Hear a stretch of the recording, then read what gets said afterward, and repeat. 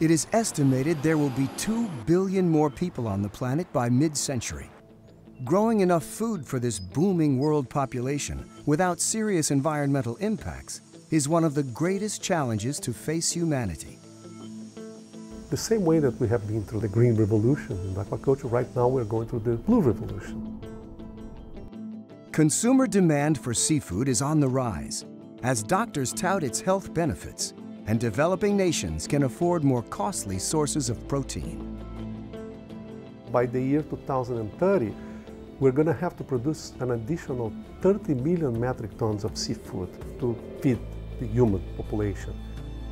At the same time, wild fish stocks are either depleted, overfished, or stagnant at best.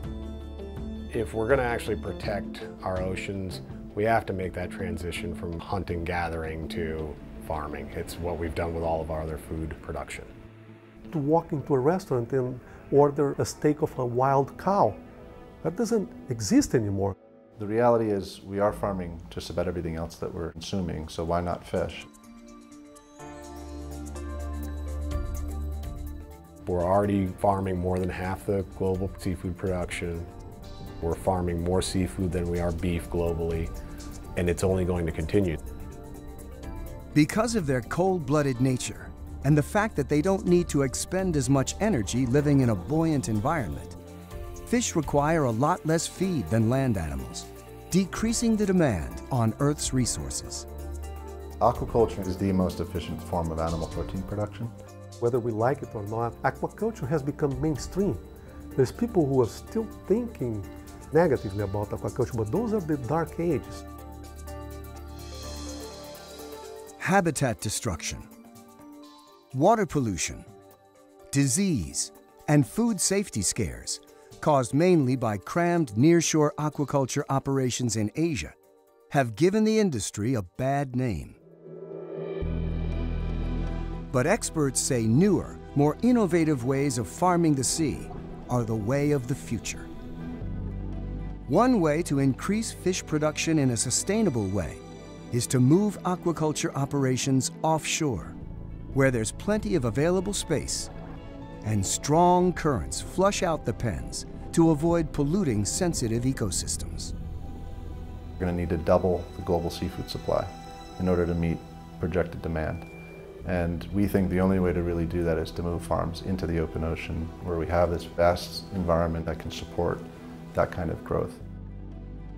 In terms of a sustainable place to raise fish, the open ocean is fantastic. These offshore submersible cages are marvelous pieces of underwater engineering. There is no doubt that those are the most advanced aquaculture systems in the world. It is the future of seafood production. Without aquaculture, we're not going to have enough seafood to supply the world. What does the seafood of the future look like? How do we sustainably grow fish from farm to fork?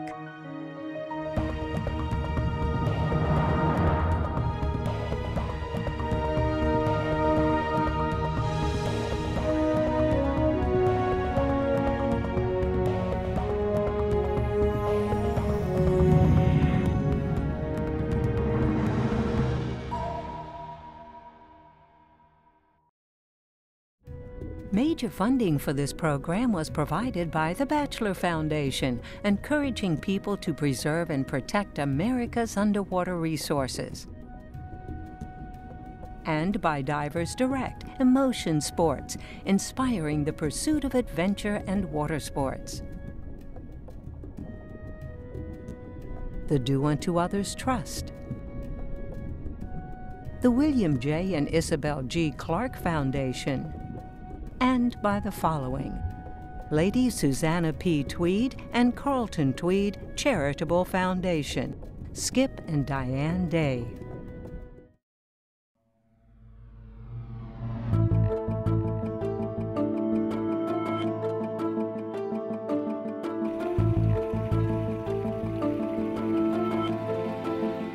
Farming sustainable seafood for the future is one of the goals at the University of Miami's experimental hatchery in South Florida. I think what makes us competitive and in technology development is that there is science behind everything we do. We start with the research that we can then transfer to the private sector. There is nothing that we do that will not have a practical application. One species the university developed for the Western commercial market is cobia. Long popular with sports fishermen across the southeastern United States, cobia is a fast-growing whitefish with a mild flavor. It's a fantastic eating fish, very high in omega-3s. They grow very fast, so they'll reach 10 pounds in just about a year in the cages. Or when you look at grouper, it's almost 2 years to a couple of pounds. And sea bass, snapper, they're taking a year and a half to get to 1.5 pounds. Together with private partners, the university began development of cobia farming in 2000. Demonstration projects in Puerto Rico and the Bahamas allowed them to test their concepts and work out optimal conditions and procedures to develop the species for market. We've come across challenges and had to continuously overcome those challenges, and we're at a point now where we have what we think is a great platform, and we're focused on kind of those incremental improvements to make it more efficient going forward. I'm the third generation of my family in the seafood business. As far back as I can remember, my father, my grandfather, they would talk about fish farming as the future, and not just any farming, but farming responsibly in the ocean. Brian O'Hanlon is founder of Open Blue. After working in close cooperation with the University of Miami on the development of the process, his company is now commercially farming cobia off the coast of Panama. We're the largest cobia producer in the world at the moment. It all begins with the proper breeding fish, known as broodstock, which scientists at the university catch with the help of Florida fishermen. So this is one of our 3 cobia broodstock tanks. And basically what we did is we genotyped all the fish here and individually tagged them. So we know each fish. We figured out the best way to combine these fish to get the most genetic diversity out of the group of fish we have here. So these cobia broodstock can give us anywhere from 1 million to 3 million eggs in a single spawn. We're cycling our fish on and off. So what that means is the main cue for spawning is temperature with this species. So we can heat up and chill down the water to start and stop them spawning. We maintain 3 different breeding groups of cobia right now, and we will cycle sort of 1 group off, 2 groups on, and then just keep cycling through the year so that we can provide a constant year-round supply of eggs. When they spawn, the fertilized eggs will float to the surface, so we can skim the tank surface into this little side tank for egg collection. So it makes it very easy for us. Generally, these fish spawn around dusk or in the middle of the night, and then in the mornings we can come here and we'll have our eggs collected in this tank.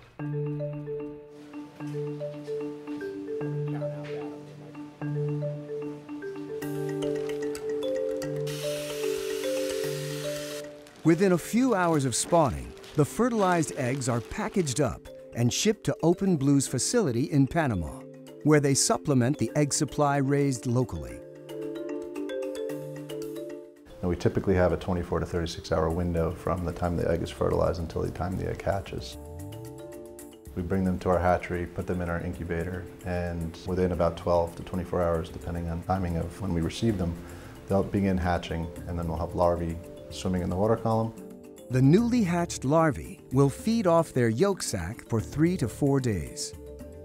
Right around day 3, we begin introducing what's called a rotifer. And the rotifer is basically small plankton that we've been able to cultivate in our facilities. Essentially, the rotifer has no nutritional value, but whatever we feed to the rotifer is what we're trying to get into the fish. That's the nutritional value. It's called our enrichment. So the fish will feed on the rotifer from roughly day 3 till around day 8, and then we'll begin introducing Artemia, which is basically a brine shrimp. We'll do the same thing where we enrich the Artemia with all of the vitamins, minerals, essential oils that we want the fish to eat. And that'll continue till around day 18. These are all days post-hatch where we begin introducing dry feed and weaning the fish off of Artemia. From that point forward, they're ready to consume a dried, pelleted diet for the remainder of their growth.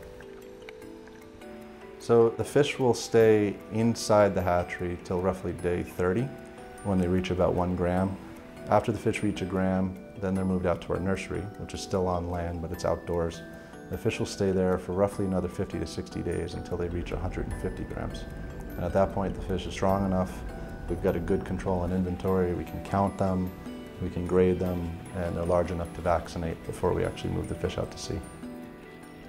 We've learned in this particular environment here off the coast of Panama what they're most susceptible to, various types of bacteria as an example, and we're able to vaccinate the fish against those bacteria so that we can basically provide healthier life for the fish. In the past, some aquaculture operations, especially in Asia, have come under fire for heavy use of antibiotics. Our practice is to only use medication when it's absolutely essential for the health of the fish. It's our view that we can farm fish with very minimal use of antibiotics in the future. There are pumps to gently move the fish from one location to another. To move the fish from the nursery out to the farm, we have these large transport tanks, essentially, that get hoisted onto a boat with a crane. That boat goes out to the farm, and then the fish get gently transferred down into the pen. So it all happens within roughly a 6 to 8 hour window. The fish will move from the tanks on shore to the pens offshore. Our farm is extremely unique in the fact that it's 8 miles out in the ocean and it's a fully exposed environment. So we don't have any shelter. And half the year we see seas averaging 3 to 4 meters, which is pretty significant. It's very deep, very strong currents, so it's a very high energy environment. This high energy environment disperses any fish waste into the open ocean, ensuring that the fish swim in clean water and the surrounding ecosystem isn't harmed by the output of nutrients. Our belief is by moving offshore, we get away from a lot of the conflicting uses that you find in coastal waters, such as recreational use, conservational use, navigation and fishing. We also get away from sensitive ecosystems, so we're putting the farm out into an environment that can support the farm and support the biomass without seeing negative impact to the surrounding ecosystem. And we just generally get the fish into cleaner water. They're always swimming in good currents. It results in very fit, strong, healthy fish. The pens, or cages that hold the fish, are highly engineered steel structures surrounded by a hardened plastic netting that can withstand predators, such as sharks. They're 7 stories tall and a third of a football field wide. They hold 6,400 cubic meters of water, and they weigh over 20 tons dry.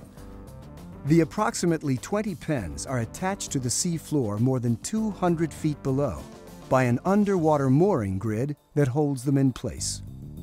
So the grid is basically a large network of ropes and shackles and chains and anchors connected together to create almost like parking lots for the pens. And on that grid is where we run cables and hoses and everything to feed and connect into each pen. So we can put a pen in, we can take a pen out, and the grid will stay in position. So a single grid has about 4.5 miles of rope and chain and about 40 anchors the size of a small vehicle on the seabed anchoring it to the seafloor. We currently have 2 separate grids that can hold roughly 10 pens per grid, and we space them out so that we have typically younger fish on one grid, older fish on another grid, and we're always kind of rotating our crops through those grids. The pens are roughly 330 feet apart from each other and aligned perpendicular to the current, so that all pens are receiving a constant flow of fresh, clean water without being exposed to fish waste from another cage. Usually, the pens are submerged, with their tops being 30 feet below the surface, but they can be raised and lowered to allow divers to enter the cage for maintenance or for fish to be harvested.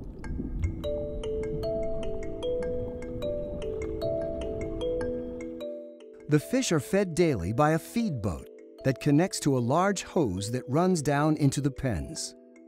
On board the feed boat, they have silos and mixers. So the silos distribute the feed to the mixers mix dry feed and water and then pump the feed down through the hose into the pen, into these giant spirals that distribute the feed to the fish. And then down at the bottom of the pen, we have a camera looking up so that the operator on the boat that's controlling the feeding can regulate the amount of feed going in based on what he's seeing with the camera and how the fish are responding to the feed. We have a lot of hungry mouths to feed, and we want to make sure that that feed's well distributed, so we've developed these large distributors that work underwater to actually get the feed spread over roughly a 15-meter wide radius so that all of the fish in the pen all have an opportunity to eat equally.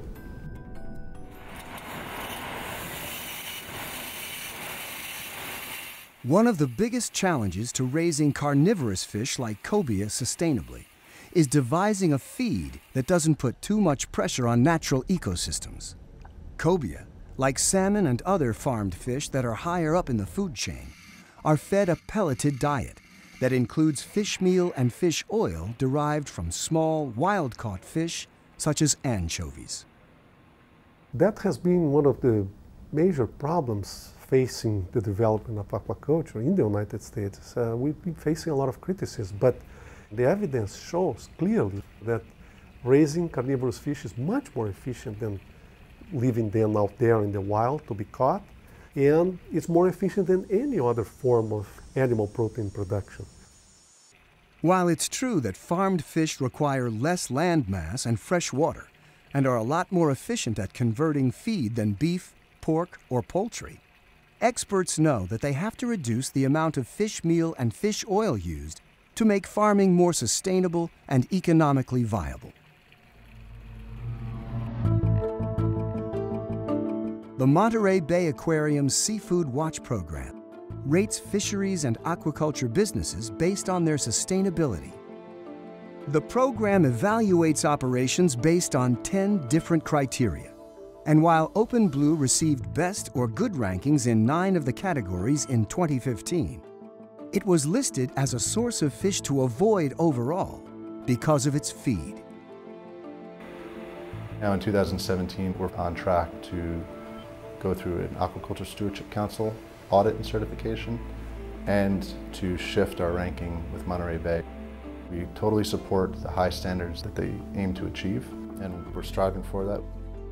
From crop to crop, we see a downward trend in the amount of feed it takes to produce 1 pound of fish.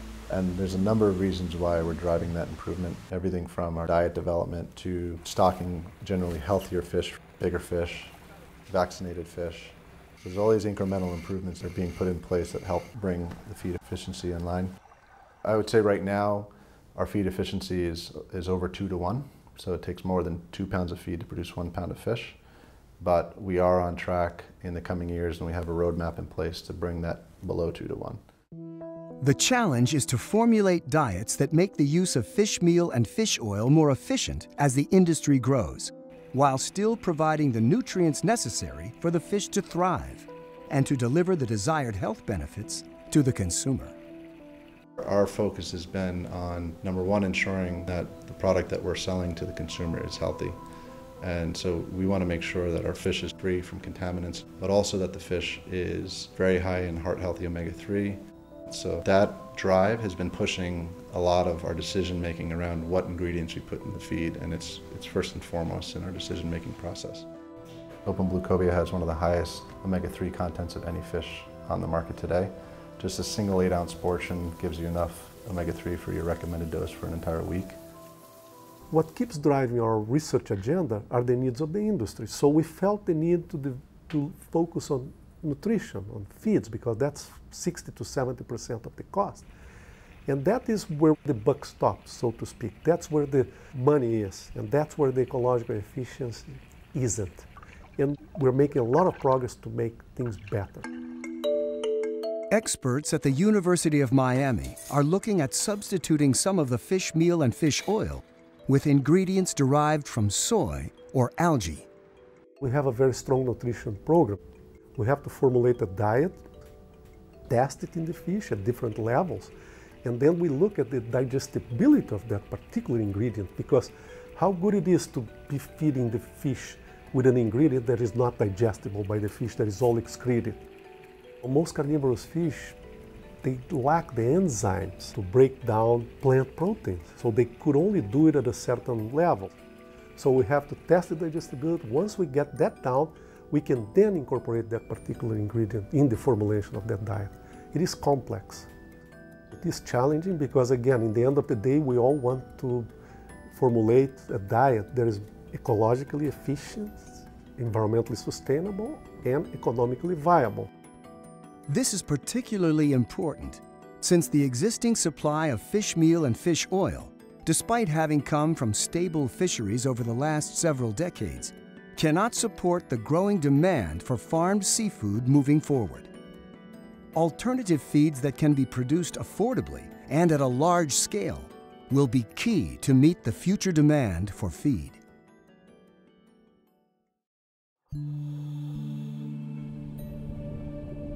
Out at Open Blue's Sea Farm, up to 30,000 fish spend about 8 months in a pen before they're harvested.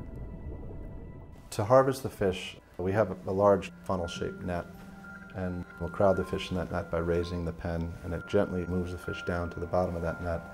And then we have a live fish transfer pump that's designed to move those fish then from the bottom of that net onto the boat, where every fish is individually stunned, and then each fish is bled. And what that does, that process of stunning and then bleeding, helps eliminate stress and preserve the quality of the flesh. So we extend shelf life, we just have a much cleaner, fresher tasting fish. Immediately after that, the fish go into a seawater ice slurry. It's very soft and gentle on the fish. It's circulating and it's at a very cold temperature, so it basically removes the heat from the fish very quickly. And the core of the fish is chilled to optimal temperatures in just a matter of hours.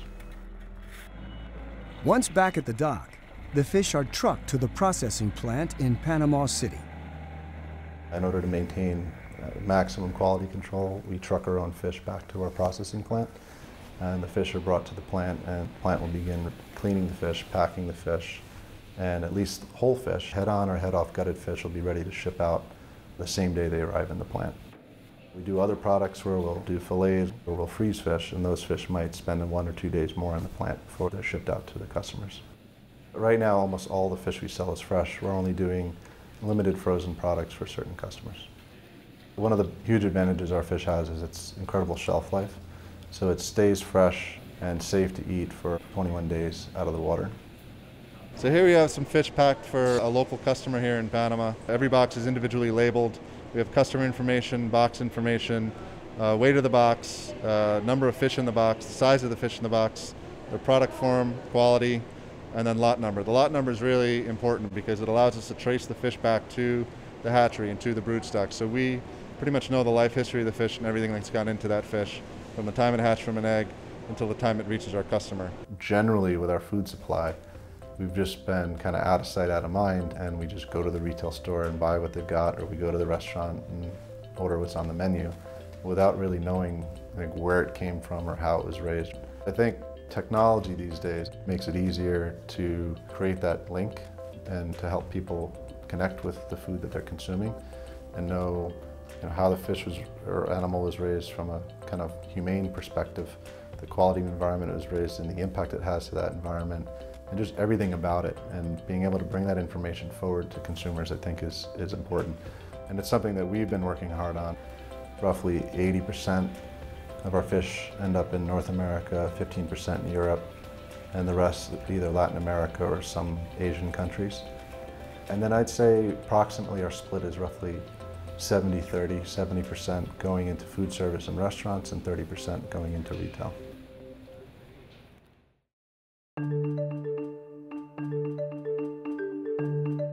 Some of the fish return to their birthplace, Miami, where local chefs have incorporated them into their menus.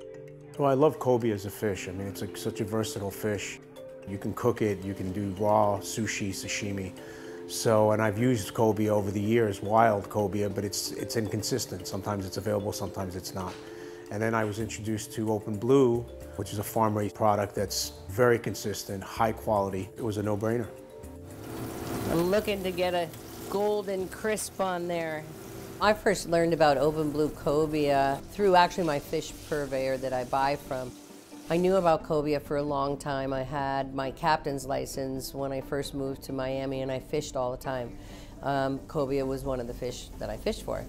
And so I knew about the fish, I knew about the taste of the fish, and actually when I think back to then to now, this particular fish, this Open Blue cobia, it's a superior flavor to what the one was that I had years ago. It took well to just about any application or cooking style I wanted to do with it. And it became one of my most popular fishes that I used.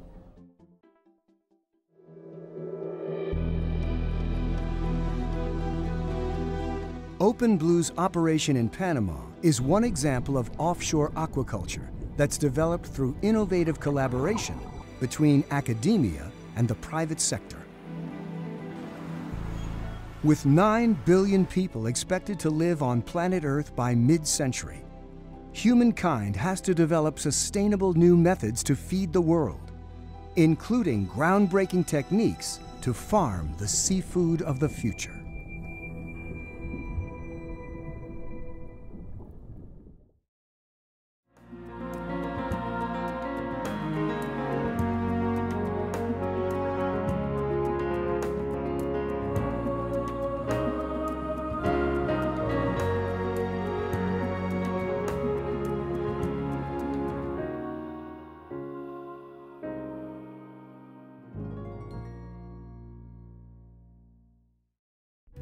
Major funding for this program was provided by the Batchelor Foundation, encouraging people to preserve and protect America's underwater resources.